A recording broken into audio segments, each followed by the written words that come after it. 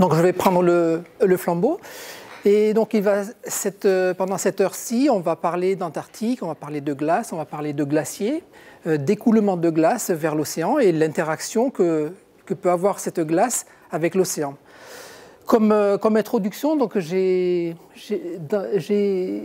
trouvé cette photo qui était bien sympa, que j'ai prise le 29 décembre dernier. Donc c'était 3 heures du matin, à quelques dizaines de kilomètres de la base du mont d'Urville, donc en allant vers la Terre Adélie avec le navire l'Astrolabe. Et elle m'a paru assez importante parce qu'effectivement, pour cette année de préservation des glaciers, on y voit dessus de la glace à l'état solide, de l'eau liquide et de l'eau sous forme de vapeur. Et en fait, c'est quand même il faut garder à l'esprit que notre planète est dans une situation dans le système solaire où on a la chance de pouvoir avoir ces trois, l'eau sous forme de solide, liquide et gazeuse en même temps. Donc ça, c'est le premier message que je souhaite faire passer, effectivement. Et donc, le moindre changement dans la température ou dans les compositions de l'atmosphère peut changer irrémédiablement cet équilibre.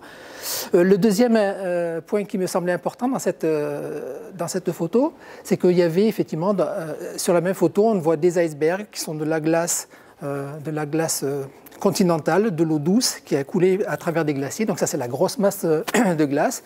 Et en même temps, de la glace de mer, ce qu'on appelle la banquise, là, quelques reliquats de banquise qui représentent effectivement de l'eau de mer qui a gelé.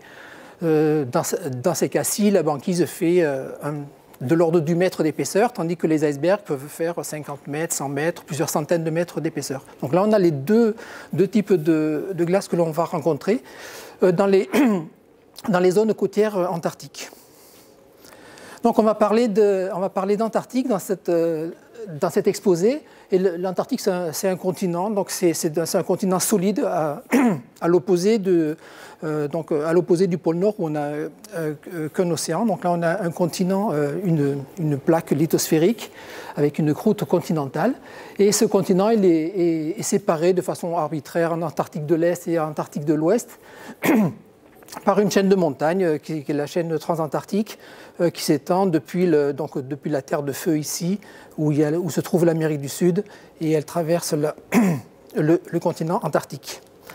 Donc on va faire souvent des questions d'échelle pour voir un peu comment se situe la taille du continent antarctique par rapport sur notre planète. Donc ça, ce sont 3 images de notre planète à la même échelle. Le continent antarctique à gauche, ici donc une copie d'écran du pôle Nord, où on voit qu'effectivement le pôle Nord, c'est tout d'abord un océan. Ici, on voit le Groenland, le nord du Canada et la Russie ici. Donc le pôle Nord, c'est vraiment un océan, et quand il y a de la glace, c'est de la glace de mer, et il y a quelques mètres de glace. Donc la calotte de l'hémisphère Nord, c'est vraiment uniquement la calotte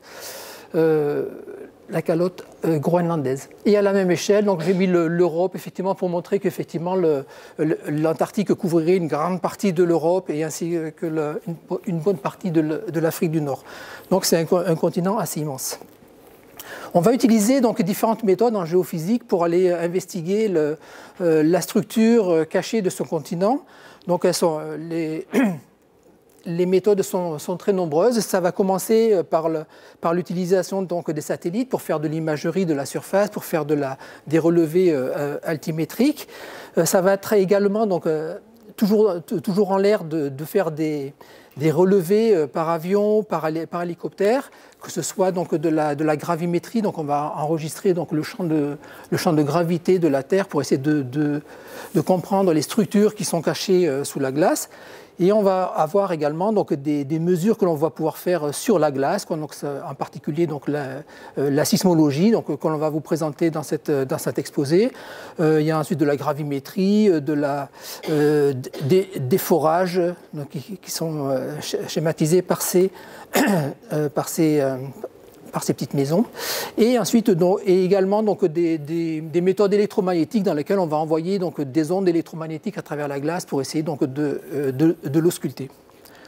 À partir de ce genre de mesures, on peut arriver à avoir une idée un peu de la structure de ce continent. Alors tout d'abord, la première chose, c'est la topographie. C'est un continent sur lequel il y a une calotte glaciaire qui fait plusieurs milliers de mètres d'épaisseur.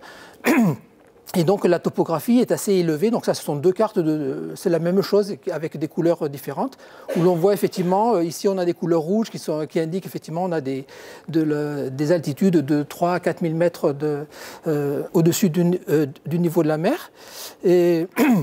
Et effectivement, on se rend compte qu'effectivement l'Antarctique de l'Est, toute cette partie-là, est quand même assez élevée, donc à une altitude moyenne aux alentours de 2000 mètres d'altitude, et en fait qui est largement constituée par ce dôme de glace continentale. Donc, par les méthodes indirectes comme les satellites, la sismique, les relevés aéroportés, on peut effectivement ausculter ce qu'il y a sous la glace, et donc on va pouvoir avoir une idée donc, de l'épaisseur de la calotte de glace. Et donc ça c'est une carte qui représente donc l'épaisseur de la glace sur ce continent, et on voit que tout ce qui est en dessus donc, dans les couleurs rouges, ce sont des zones où la calotte fait plus de 3 km d'épaisseur, donc ce sont des volumes assez conséquents. Donc le message, c'est qu'effectivement, l'Antarctique représente un immense réservoir d'eau douce. Si ce réservoir d'eau douce solide se mettait à fondre instantanément, on aurait une élévation du niveau de la mer de l'ordre de un peu plus de 60 mètres de surrection donc, du niveau de la mer, tandis que le Groenland, si la calotte fond, c'est à peu près de l'ordre de 8 mètres. À côté de ça, les glaciers dans les zones tempérées représentent un très faible pourcentage de cette élévation, mais sont par contre très importants pour les humains.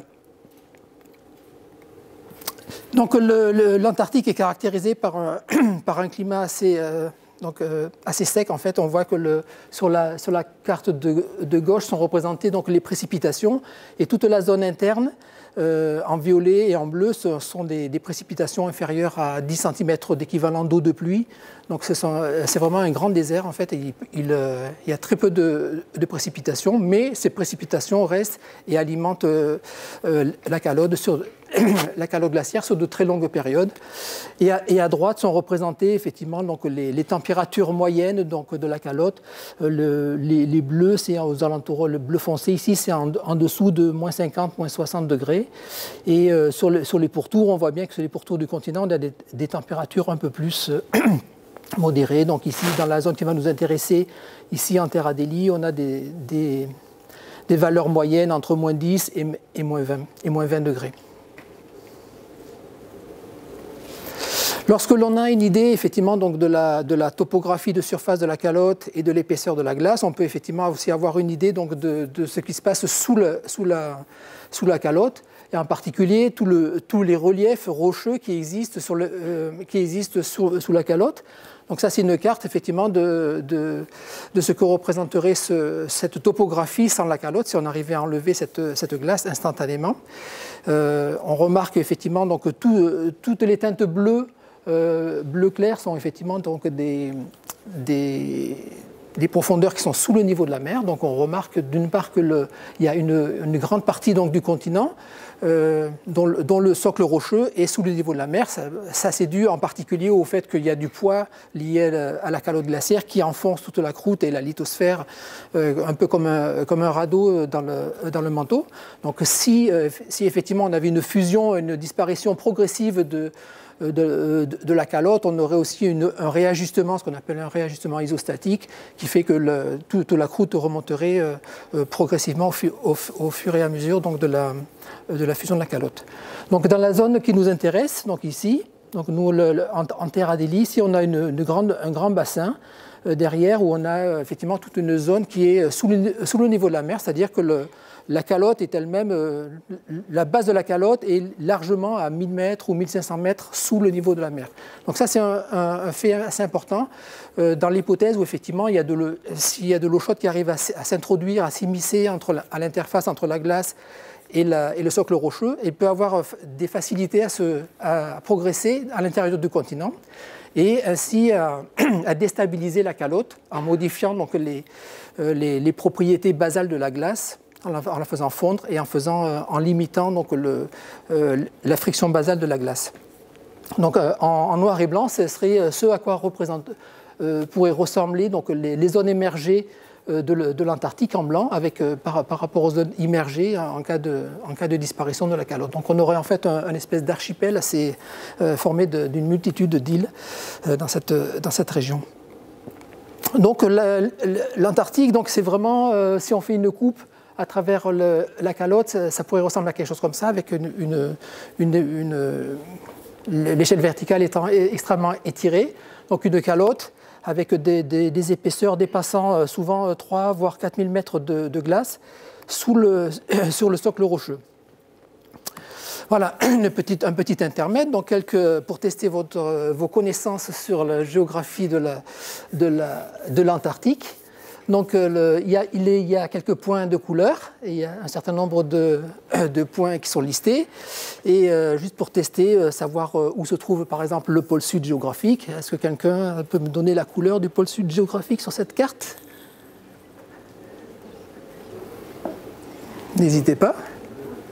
Qui a dit bleu? Bleu perdu. Non, rouge perdu.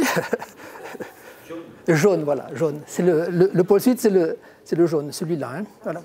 Le pôle sud magnétique, donc ça c'est le pôle sud. Quand on regarde effectivement une boussole, on a le pôle nord qui est dans le grand nord canadien, et le pôle sud, il n'est pas tout à fait exactement au pôle sud géographique.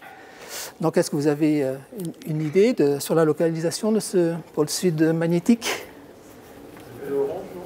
Orange perdu.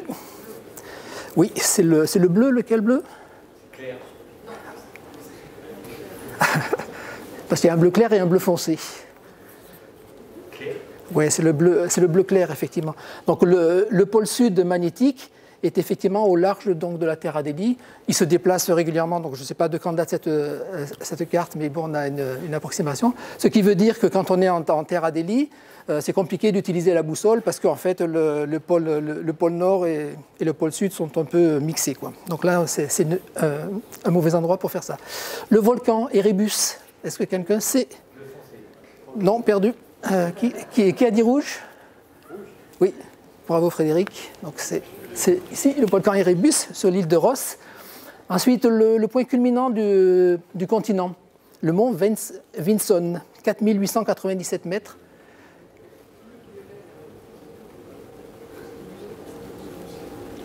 Bon, maintenant, par déduction, le nombre de points se limite. Hein.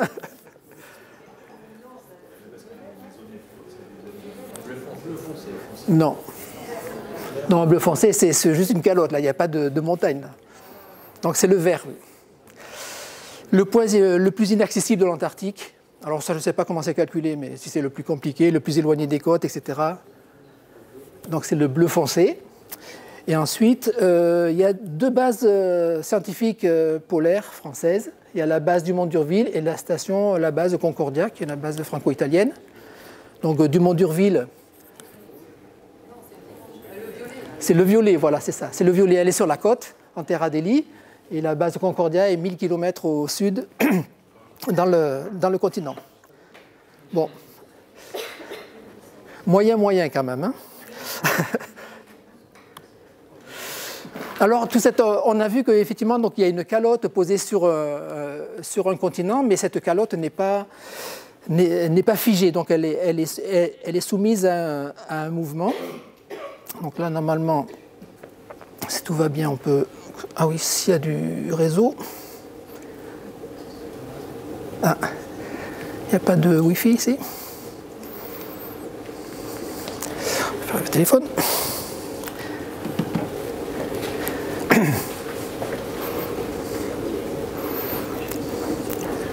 On va réessayer.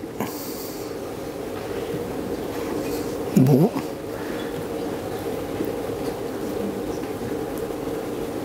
Voilà. Alors une petite illustration donc, de cette...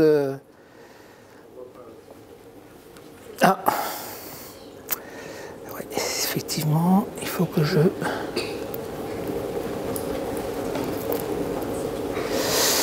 Alors comment je fais pour montrer ça alors, du coup?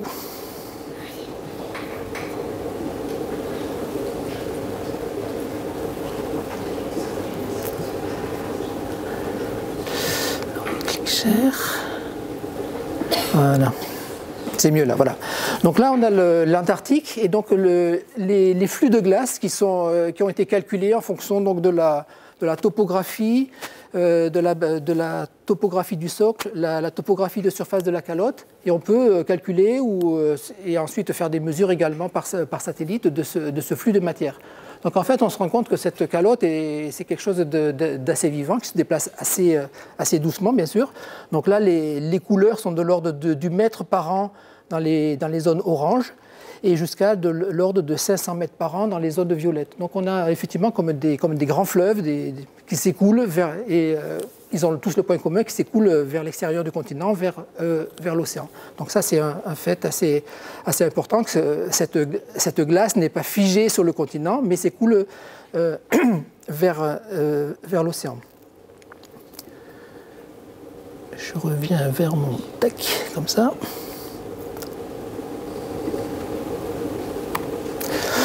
Voilà, la même chose en version figée. Donc on a ces grands bassins, un peu comme des bassins hydrologiques qui alimentent des rivières. Ici, on a des bassins glaciaires. Et nous, effectivement, on va s'intéresser à une zone ici. C'est un bassin qui a à peu près la taille donc, de la France. Donc on a des masses de glace qui sont assez énormes. Et la Terre Adélie ici qui est entourée en blanc. Donc le message ici, c'est que effectivement cette calotte glaciaire antarctique, elle s'écoule naturellement vers l'océan. Mais les glaciers vont interagir avec l'océan au moment où ils vont arriver dans cet océan. Et donc il y a une interaction qui va avoir lieu entre l'océan et la glace, qui est importante à caractériser, parce que si l'océan se réchauffe, cela va avoir un impact direct sur ces glaciers et sur la stabilité de la calotte, ce qui motive un peu nos travaux d'aller regarder les interactions entre les glaciers et l'océan. Donc, qu'est-ce qui se passe à cette interface entre le continent et l'océan? Donc, ça, c'est une coupe schématique. Sur la gauche, vous avez donc la calotte glaciaire, et ici la partie flottante donc du glacier au-dessus d'une partie de l'océan sur le plateau continental. Donc, on a de la glace ici qui va être affectée donc par les courants marins sous-jacents. En fonction de la température de cet océan, on va pouvoir avoir de la fusion à la base de cette masse glaciaire. Le glacier va également interagir à l'interface entre le continent et l'océan au niveau de ce qu'on appelle sa zone d'échouage. C'est là où il passe de poser sur le continent à flottant sur le continent. Donc là, on a une interaction assez particulière à cet endroit-là. Et le glacier lui-même va être soumis aux flexures des marées. Donc pour sa partie flottante, il est soumis aux actions à la dynamique de l'océan, alors que sur la partie posée sur le continent, il va être fixe. Donc là, on a des interactions assez complexes qui se passent sous ces langues glaciaires, qui sont largement méconnues, mais dont on suppose effectivement la présence et qu'on essaye de modéliser aussi dans des modèles numériques d'évolution de ces glaciers. Donc la même chose ici avec la calotte à droite. On a de l'accumulation de neige sur la calotte et petit à petit donc, la glace s'enfonce et se rapproche donc, de l'océan. Elle s'écoule. Formation de cette langue glaciaire qui va petit à petit se détruire. Donc on va avoir deux phénomènes donc, qui vont permettre la perte de glace vers l'océan. Ça va être le vélage, c'est-à-dire la libération d'icebergs vers l'océan, et la fonte. La fonte, ça va être en partie la fonte de surface, mais ça va être surtout la fonte basale. Donc ça, c'est quand même assez peu intuitif, mais la majeure partie de la fonte, en fait, elle va être issue donc, de l'interaction de l'eau chaude. Quand je dis chaude, c'est tout à fait relatif. Chaude ou salée avec la base donc, de la partie flottante des glaciers. Donc, pour quelques mots sur le vélage, c'est la perte de masse des glaciers en mer. Donc ici, ce sont des photos satellites du glacier de Pine Island, qui est dans l'Antarctique de l'Ouest.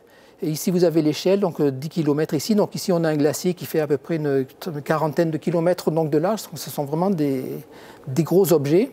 Et ici, c'est une succession d'images satellites qui montrent effectivement le fluage de l'avancée de ce glacier en mer et qui forment des icebergs à sa sortie. Donc ça, c'est sur plusieurs années. Donc on a des icebergs qui ont des tailles plurikilométriques. Donc là, on voit effectivement l'échelle ici. On a une échelle de 10 km, on voit donc des icebergs, même ceux qui nous semblent petits ici, font déjà plusieurs kilomètres, c'est quand même assez énorme. Donc je vous la remets. Donc là, on a des icebergs qui font quand même plusieurs dizaines de kilomètres de côté et qui sont rapidement pris en morceaux.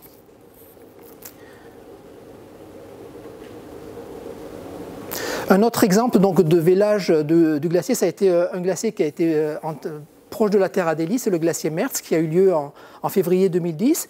Donc ça, c'est un glacier qui est assez énorme également, qui a une largeur d'une trentaine de kilomètres, qui fait 1000 mètres d'épaisseur à peu près à l'endroit où il passe du continent à l'océan, et il avance de 3 mètres par jour. Donc c'est vraiment un immense fleuve de glace qui rentre dans l'océan et qui a perdu effectivement un iceberg qui était indiqué ici, donc de 80 km de long sur 40 km de large.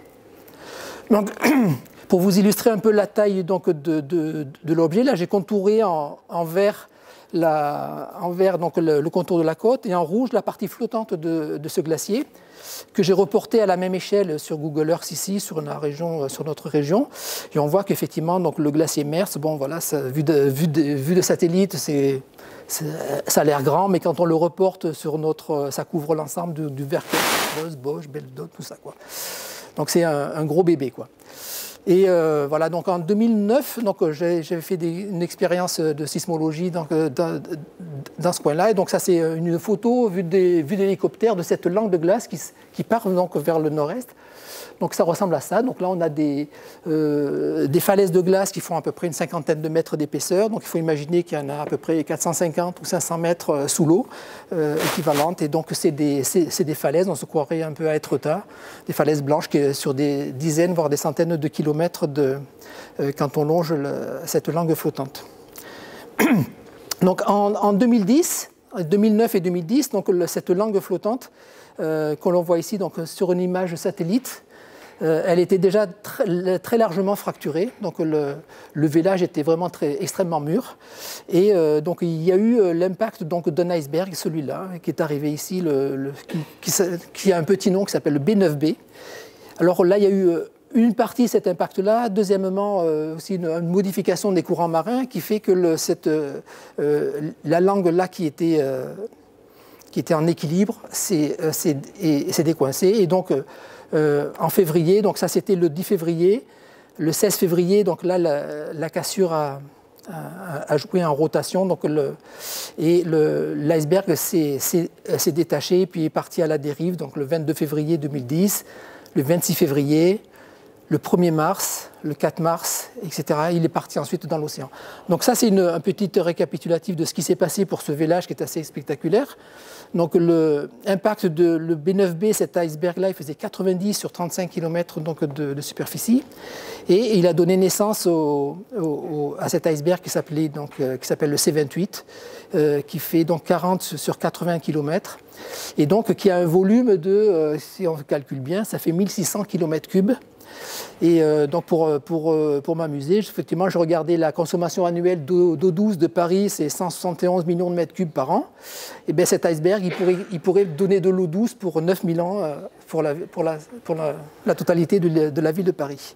Donc c'est assez gigantesque. Et qu'est-ce qui deviennent ensuite ces icebergs? Donc là, j'ai trouvé effectivement une publi dans laquelle effectivement est indiqué l'itinéraire de cet iceberg en fait, qui s'est coupé en deux. Il y a le C28A et le C28B.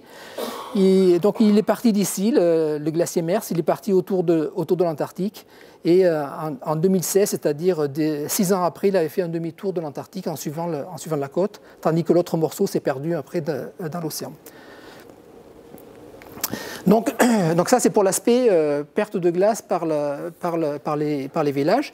Maintenant, on va regarder un peu ce qui se passe au niveau de la zone d'échouage, et en particulier avec le réchauffement de l'océan. Pour cela, donc, je vais vous montrer une petite animation qui va vous permettre de mieux comprendre ce qu'on va faire, nous, avec la sismologie, sur un glacier à l'interface entre le continent et l'océan. Donc ça, c'est une animation donc, qui est sur un glacier en Antarctique de l'Ouest, ici, toujours le même glacier, la Pine Island, dans lequel, effectivement, les collègues américains ont regardé un peu les interactions entre le glacier, le continent et l'océan. Donc tout ça pour montrer qu'effectivement, le glacier il a une partie flottante qui est assez importante, qui va subir l'influence des marées.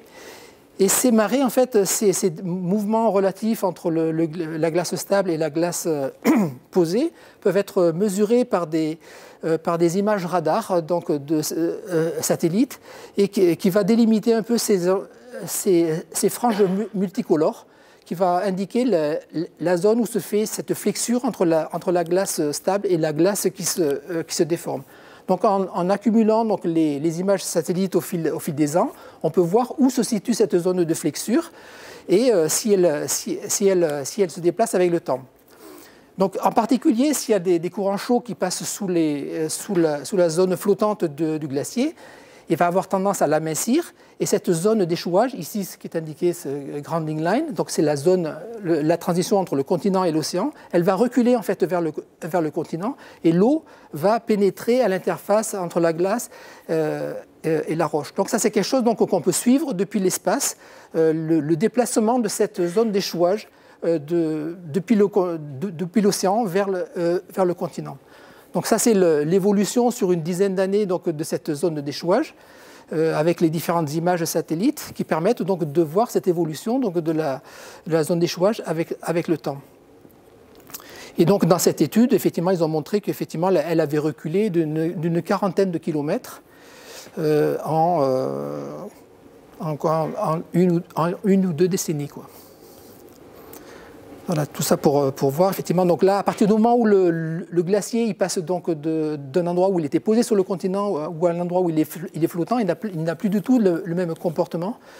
Donc là, entre 1992 et 2011, donc il y a eu 40 km de retrait, de recul de cette zone d'échouage et plusieurs centaines de mètres d'amincissement de la langue glaciaire. Donc nous, effectivement, la limitation de ces études, c'est qu'elle va être basée sur des images satellitaires qui vont être prises une fois par mois ou une fois tous les 6 mois. Donc là, on manque d'une haute résolution spatiale et temporelle, et c'est là que la sismologie peut permettre d'aller suivre ce genre de phénomène sur place, sur le terrain, avec des enregistrements sismiques. Et donc, Tiffaine va continuer. Alors, on va passer au glacier de l'Astrolabe et à la sismologie. Effectivement, comme Guillaume dit, on a besoin d'étudier cette zone de transition entre le glacier qui est posé sur le continent et le glacier qui est flottant sur l'océan. Mais c'est compliqué quand on a des objets qui font des centaines de kilomètres, etc. Et alors l'avantage de ce glacier de l'Astrolabe, il y en a plusieurs déjà, mais il y en a un, c'est qu'il est situé près d'une base française, donc la base de Dumont-d'Urville en terre Adélie. Donc il est relativement accessible. Et puis, il a une taille qui fait qu'on peut plus facilement aller l'étudier. Alors, un petit mot sur Dumont-d'Urville. C'est une base française gérée notamment par l'Institut polaire français. Donc il se situe sur un îlot rocheux, les bâtiments sont sur un îlot rocheux, au plein milieu finalement en fait, de Manchot à Delhi, qui ont décidé de vivre là-bas, et puis la base est venue se construire aussi dessus. Pour venir en terre à Delhi, sur la base du mont d'Urville, il faut prendre un bateau qui a le fameux nom de l'Astrolabe. Donc pour aller voir le glacier de l'Astrolabe, il faut faire 5 jours en mer, 5-6 jours en mer selon les conditions, avec l'Astrolabe, ce fameux bateau rouge. Et alors, ce glacier, comme je le disais, il a une relative petite taille pour l'Antarctique, mais après, si on compare et qu'on remet par rapport à quelque chose qu'on connaît ici dans le coin, c'est 2 images à la même échelle. D'un côté, donc on a le glacier de l'Astrolabe. Sa partie flottante, elle est délimitée ici par cette ligne rouge, mais après, il continue un petit peu plus loin, ici dans les terres. Et puis, à côté, vous avez le massif du Mont Blanc. Alors moi, j'aime bien dire que le glacier de l'Astrolabe, c'est un petit glacier de labo qui fait quelques kilomètres. Bon, voilà, quand on remet en perspective, un peu plus large que ça. Le glacier de l'Astrolabe, il fait à peu près donc, 10 à 15 km de long et 4 km de large. Il a une vitesse d'écoulement d'à peu près 1 mètre par jour. Donc ça, c'est des vitesses qui sont estimées grâce à des images satellites où on peut faire un suivi du mouvement de la glace. Guillaume l'a expliqué, hein, la glace, elle est toujours en mouvement depuis le continent vers l'océan. Et donc nous, on vient aller regarder de plus près ce glacier en l'équipant de capteurs sismiques. Alors ça, c'est le nom du projet qui a permis d'installer plein de stations sismiques autour du glacier de l'Astrolabe. C'est le projet Seis-Adelis, qui a eu lieu sur 5 ans. Et donc, je vais vous expliquer un peu plus comment, déjà, d'une part, comment on instrumente un glacier. Et qu'est-ce que la sismologie? On va commencer par ça. Alors, la sismologie, historiquement, c'est l'étude des séismes. Les séismes, ce sont des failles qui sont dans la terre, qui vont accumuler des contraintes au cours des années et des années et des années. Et à un moment, il y a trop de contraintes qui ont été exercées sur cette faille. Et il faut relâcher l'énergie. Relâchement d'énergie, ça veut dire propagation d'ondes sismiques dans la terre. Et ces ondes sismiques, à un moment, elles vont atteindre la surface et ça va faire des vibrations au sol. Donc des fois, quand il y a des séismes de très grande magnitude, on en entend parler au Japon ou en Turquie, par exemple, et ben, ça va être ces ondes qui vont être relâchées et qui vont faire vibrer le sol. Donc ça, c'est un peu historiquement ce qui a été étudié, et ça a été notamment étudié pour venir étudier la tectonique des plaques. Donc là, c'est une carte où chaque point rouge correspond un peu aux grands séismes qui ont été enregistrés sur la Terre. On voit qu'ils ne sont pas situés aléatoirement, ils forment des lignes qui sont en fait les contours des plaques tectoniques, là où on va avoir énormément de contraintes qui vont être appliquées dans la Terre et donc qui vont générer ces séismes. La sismologie, elle sert à ça, mais elle sert aussi à étudier des phénomènes qui peuvent être plus en surface. C'est ce qu'on appelle la sismologie environnementale. Donc, en mettant des capteurs qui vont venir enregistrer les vibrations du sol, finalement, on peut enregistrer des phénomènes comme par exemple des glissements de terrain ou des éboulements. Effectivement, quand on a une grosse masse d'une montagne, une portion de la montagne qui vient tomber, il va y avoir un gros poids qui va venir tomber sur le sol et qui va générer plein d'ondes sismiques et donc des vibrations. Ça peut être aussi le cas pour des crues ou quand on a effectivement un débit d'eau qui va venir accélérer dans une rivière, eh bien, ça va générer bien plus de vibrations dans le sol. Et pareil, un capteur sismique qui peut enregistrer tout ça. On est capable de suivre un petit peu l'évolution de ces rivières.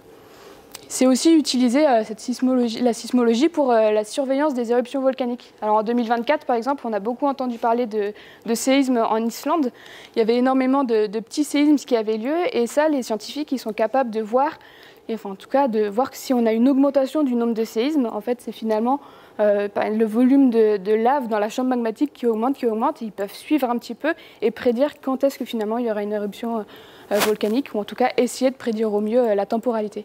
Donc on voit que la sismologie, elle a bien plus d'applications que simplement regarder la tectonique des plaques. On peut l'appliquer à des environnements plus en proche surface.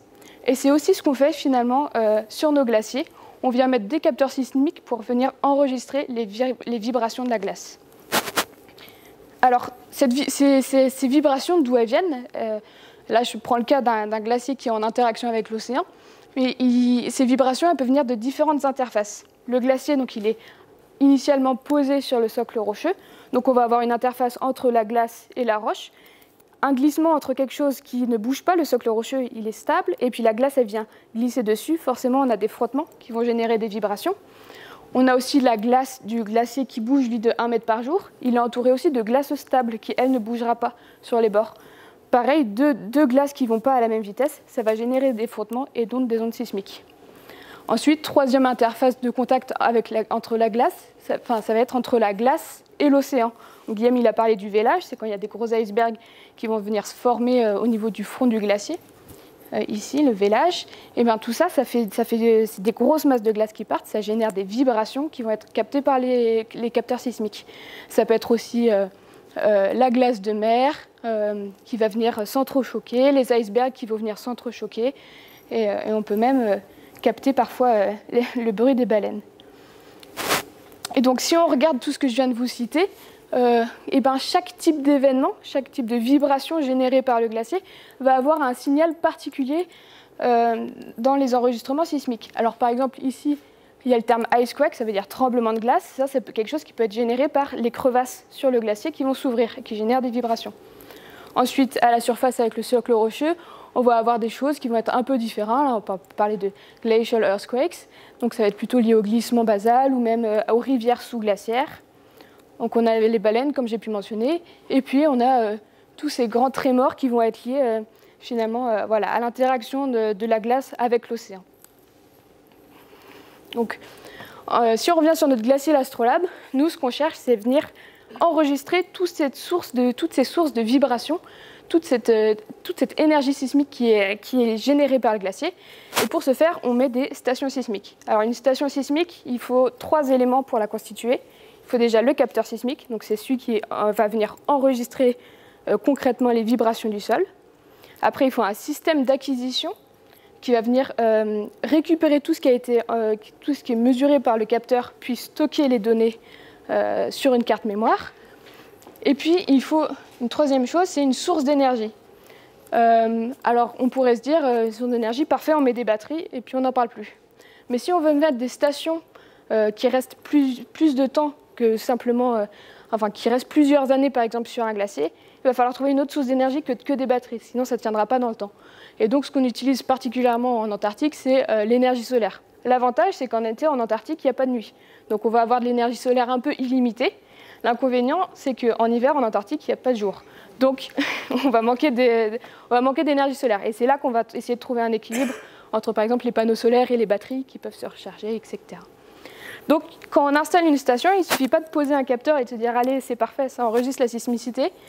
Il faut un petit peu réfléchir à quelles sont les contraintes locales. Il y a d'autres contraintes aussi quand on est en Antarctique, c'est le climat. On n'est pas dans les régions les plus faciles sur Terre. Ici, on a des températures qui sont assez basses, qui sont très basses même. Donc, il faut prendre en compte comment l'instrument il va réagir à ces températures. On a beaucoup de vent, on a ce qu'on appelle les catabatiques, c'est des vents qui viennent du continent et qui vers l'océan, et c'est tous les soirs qui passent vraiment sur la base, on sent vraiment dès 18h, hop, on va se prendre des rafales de vent. Il y a aussi tout simplement les tempêtes océaniques qui sont jamais très loin. Si on installe une station sur un îlot rocheux, il peut y avoir des vagues qui passent par là et qui embarquent le matériel, donc il faut s'assurer que c'est bien ancré. Et puis il faut faire attention à l'infiltration de neige ou d'eau pour ne pas venir griller les capteurs et l'acquisition des données. Quelques images de ce qui peut arriver si on ne gère pas assez bien cette installation de stations sismiques. On peut avoir des panneaux solaires qui se retrouvent un peu tordus par le vent. On peut avoir l'infiltration de neige dans nos boîtes avec tous Alors ça, c'est tout le système d'acquisition avec les batteries dessous. C'est vrai que c'est pas top quand on voit l'état de cette station quand on arrive, on se dit fou. Quand on est arrivé, ça marchait encore. Enfin, non, ça marchait plus trop d'ailleurs. C'était limite. Mais bon, c'était un endroit compliqué pour notre défense. Voilà. Et puis là, le vent a gagné face aux panneaux solaires. C'est vrai que ça prend une prise au vent, les panneaux solaires, assez énorme. Donc, il faut faire des aubanages assez solides. Aussi, quand on installe des stations sismiques sur le long terme, on a un gros problème, c'est l'accumulation de neige. Ici, vous voyez, en 2022, il y a une station qui a été installée. Donc là, on est à peu près à 50 cm de profondeur, les 3 boîtes. On y revient 3 ans plus tard. Il y a 3 mètres de neige pour venir sortir les capteurs. C'est du travail. Heureusement, on a des machines pour aider. On n'a pas du tout pelleté, mais il y a des quantités accumulées qui sont assez énormes. Et puis il y a un autre phénomène quand on est sur le glacier, c'est que tout objet qui ne sera pas blanc, qui sera noir sur le glacier, qui sera sombre, il va venir attirer tous les rayons solaires et faire fondre la neige qui est autour de lui. Et donc un capteur sismique qui est posé comme ça au milieu du glacier, si on laisse tout seul avec le soleil, il va faire sa petite bassine d'eau de son côté à la surface du glacier. Donc c'est important de ne pas laisser des objets traîner sur la surface du glacier, sinon on peut ne plus trop les retrouver quelques heures après. Donc on a installé des stations, comme je vous l'ai dit, sur plusieurs années. On a aussi, mais sur la glace ou sur des îlots rocheux. On a aussi installé des stations au fond de la mer, donc c'est des stations de fond de mer.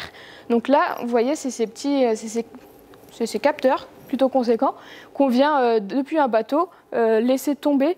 Ils vont, par la gravité, venir tomber, se poser au fond de l'océan, se caler et venir enregistrer tous les signaux sismiques, toutes les vibrations du sol. Mais ce qui est super, c'est qu'on peut venir les placer juste devant le front du glacier. Donc tous les icebergs tous les phénomènes de vélage, tous les icebergs qui vont tomber, c'est quelque chose que le capteur il va être capable d'enregistrer. Toutes les interactions entre la glace et l'océan, on est vraiment au plus proche de toutes ces vibrations. Une troisième méthode de déploiement sismique, c'est ce qu'on appelle des nodes sismiques. Là, on passe à quelque chose de plus... Déjà, on a 50 capteurs, on est sur une plus grande échelle. Mais par contre, les capteurs, ils sont, comme vous voyez ici, ils sont bien plus petits que nos panneaux solaires et nos batteries, etc. Là, ça tient à peu près, ça fait cette taille à peu près. Et là-dedans, il y a tout. Il y a batterie, acquisition et capteur. Par contre, ça veut dire qu'on a une petite autonomie, une trentaine de jours seulement. Mais on va pouvoir déployer sur une zone assez importante, une grande densité de capteurs et venir faire nos enregistrements. Pour les déployer, c'est plus simple aussi. On fait un trou avec une tarière. Et puis on les met dans le trou, on oriente nos capteurs, c'est important d'orienter les capteurs sismiques au nord. Comme Guillaume l'a dit, c'est pas facile d'orienter un capteur au nord quand le pôle sud magnétique est trop près de nous. Donc on revient à des méthodes un peu plus classiques avec ce cadran, représente un cadran solaire fait maison. Et puis on vient déployer notre réseau sur le glacier. Alors pour accéder au glacier de l'Astrolabe depuis la base, il n'est pas très loin, il est à 5-6 km, mais on est quand même obligé de prendre l'hélicoptère parce qu'il y a une grande zone de crevasse qui sépare le glacier de la base. Et avec tout le matériel, etc., ce serait compliqué de faire les trajets tous les jours dans cette zone crevassée. Vous voyez, on a des crevasses parfois à traverser qui sont immenses, très larges et très profondes. Après, sur le glacier en lui-même, pour se déplacer, eh bien, on est en crampon, encordé, avec une luge qui nous permet de déplacer le matériel d'un point à un autre. Et puis ça reste relativement facile à se déplacer comme il est plat, etc. Alors, comme je vous disais, on va rentrer un peu dans le côté scientifique, ou en plus l'analyse des données sismologiques. Donc là, c'est le réseau de 50 capteurs qu'on a pu déployer. Vous voyez, on l'a déployé dans un endroit stratégique. En gris, ici, c'est cette fameuse ligne d'échouage dont je vous ai parlé, cette transition entre le glacier qui est posé sur le socle rocheux et le glacier qui est flottant. Et là, on a mis un réseau qui est un peu sur la partie posée et un peu sur la partie flottante. Donc on va pouvoir essayer de comparer qu'est-ce qui se passe en haut du réseau, en bas du réseau, et avoir plus d'informations sur cette zone de transition. Alors voilà ce qu'on sort de nos capteurs sismiques. C'est beaucoup de pics, au début, il faut savoir comment interpréter toutes ces données. On sent que c'est très riche et très varié en termes de signaux. Et on se demande comment on analyse tout ça, par où on commence. Alors, je propose de commencer par prendre une station et le regarder sur 6 jours. Alors, en haut, vous avez tout simplement l'amplitude des signaux sismiques, du signal sismique sur 6 jours, donc avec toutes ces variations. Et puis, vous avez l'énergie associée ici en bas. Ce que vous voyez, c'est on a des phases où on va avoir beaucoup d'énergie sismique. On sent qu'on a un endroit où il va y avoir plein de pics. Chaque pic, c'est un petit événement sismique. Puis après, ça se calme un petit peu. Et puis hop, on va retrouver une activité sismique assez importante. Et puis voilà, on a cette périodicité qu'on voit dans le signal. Donc ça, c'est un premier indice de « Ah, il y a quelque chose à regarder ici ». On va essayer de creuser un peu plus en détail. Qu'est-ce qu'on regarde concrètement?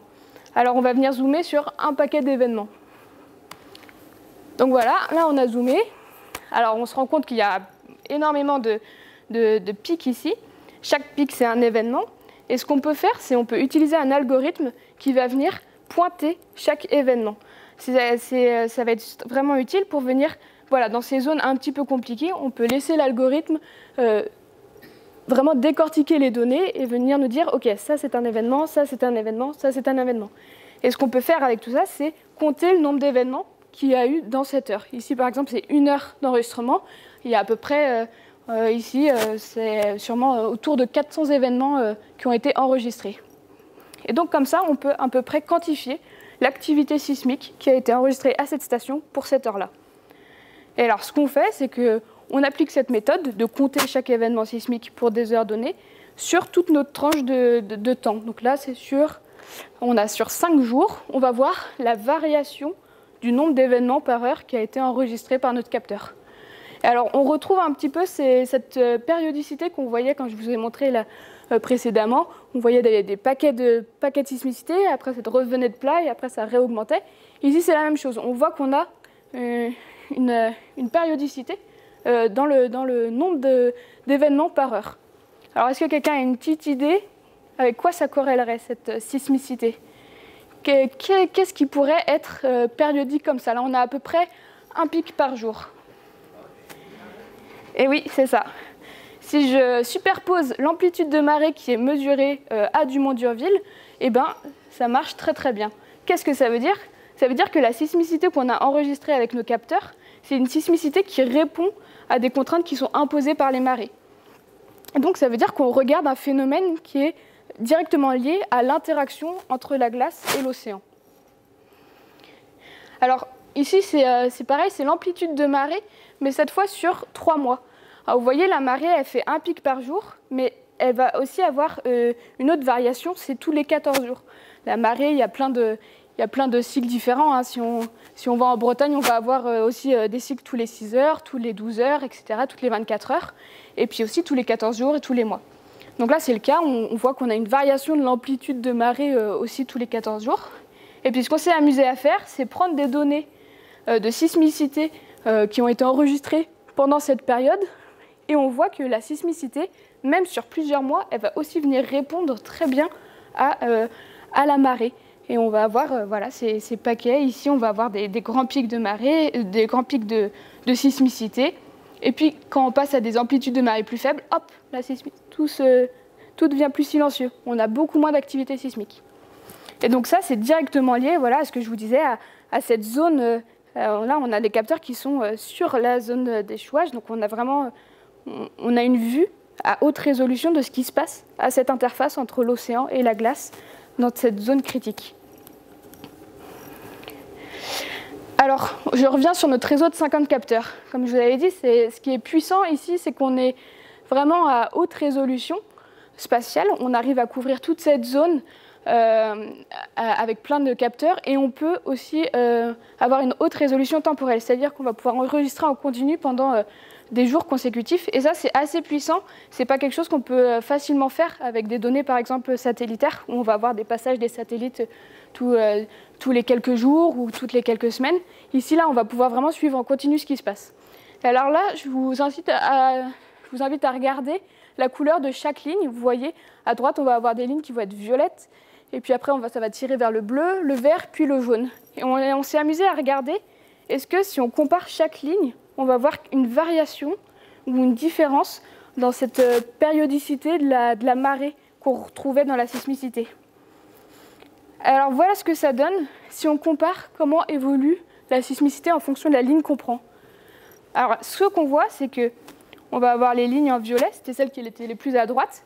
Elles vont avoir une belle corrélation avec la marée, il y a ces petites bosses, etc. Mais le nombre d'ice cracks, le nombre de tremblements de glace, pardon, il est relativement faible si on compare avec les lignes plus haut, qui étaient plus à gauche.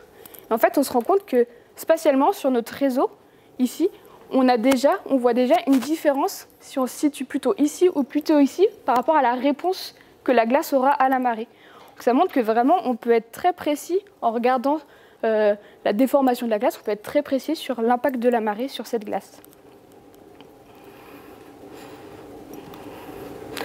Et là, c'est un autre schéma. Ce qu'on a fait, c'est un peu ce que je vous ai expliqué la figure d'avant, mais cette fois, on regarde dans le temps comment ça évolue. Donc, chaque station, c'est coloré en fonction du nombre d'événements sismiques par heure. Et après, on regarde en fonction de l'amplitude de marée comment ça varie dans le temps. Et ce qu'on voit, voilà, là on est à marée descendante, hop là on va passer à la marée montante. Et là on voit que la couleur, elle se propage de l'aval vers l'amont. Alors on va regarder à ce cycle encore. Voilà, on voit une vague de couleur qui vient de l'aval vers l'amont.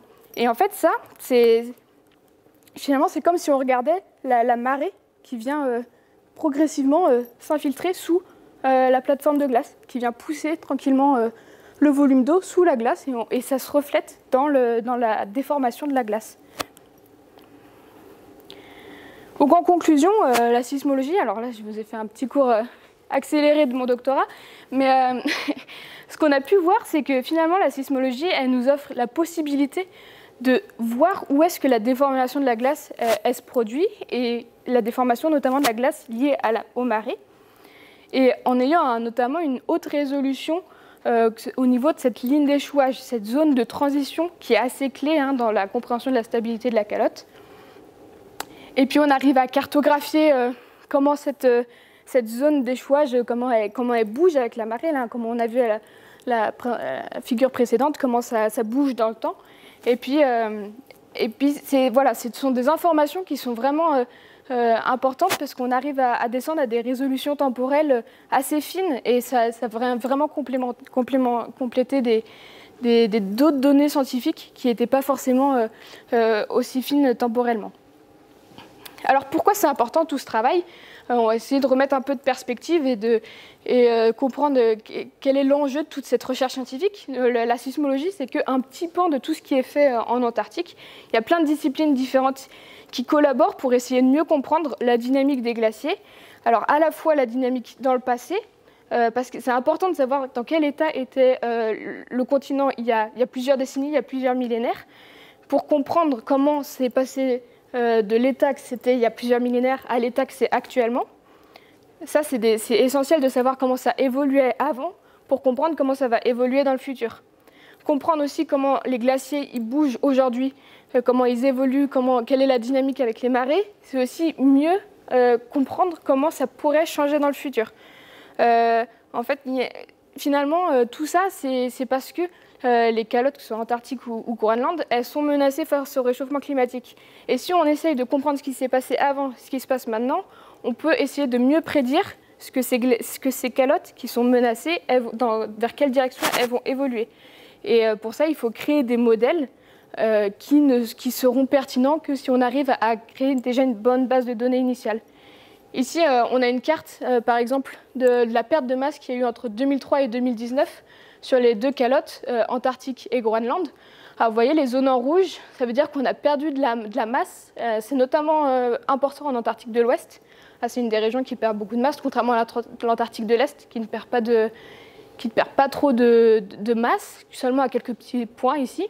Et puis le Groenland, on voit que c'est vraiment intense sur toute la côte, on a vraiment de la perte de masse énorme. Et alors ça, c'est ce qu'on sait entre 2003 et 2019, et c'est important de savoir aussi vers quoi on se dirige. Parce que la perte de masse, c'est une chose, mais les conséquences de perte de masse de glace, c'en est une autre. Et c'est notamment l'élévation du niveau des mers. Et si on est capable de mieux anticiper ou de mieux modéliser à quel point on va perdre de la masse, on va être capable de mieux anticiper dans quelle trajectoire on se dirige. Alors ici, vous voyez, c'est le niveau des mers qui a été mesuré depuis les années 70 jusqu'à peu près 2020. Et après, ce sont les prédictions de l'élévation du niveau des mers. Et c'est des prédictions selon différents scénarios d'élévation des températures notamment, etc. Donc on voit que si on a une augmentation de la température sur Terre qui est très forte, on va avoir une fonte de la glace des calottes qui va être beaucoup plus important aussi et qui va générer une augmentation du niveau de la mer. Et avoir une précision sur ce qui se passe sur ces calottes en regardant le passé, le présent et en prédisant le futur, c'est apporter des précisions à ces estimations de niveau d'élévation du niveau des mers. Et pour finir, je vous présente un peu ce qui se projette pour le glacier de l'Astrolabe. Maintenant qu'on a vu que les capteurs sismiques, ça marchait plutôt bien, il y a des ambitions encore plus grandes qui sont de mise sur ce petit glacier laboratoire qui n'est pas trop grand, pas trop petit et qui permet de bien étudier les phénomènes au niveau de la ligne d'échouage.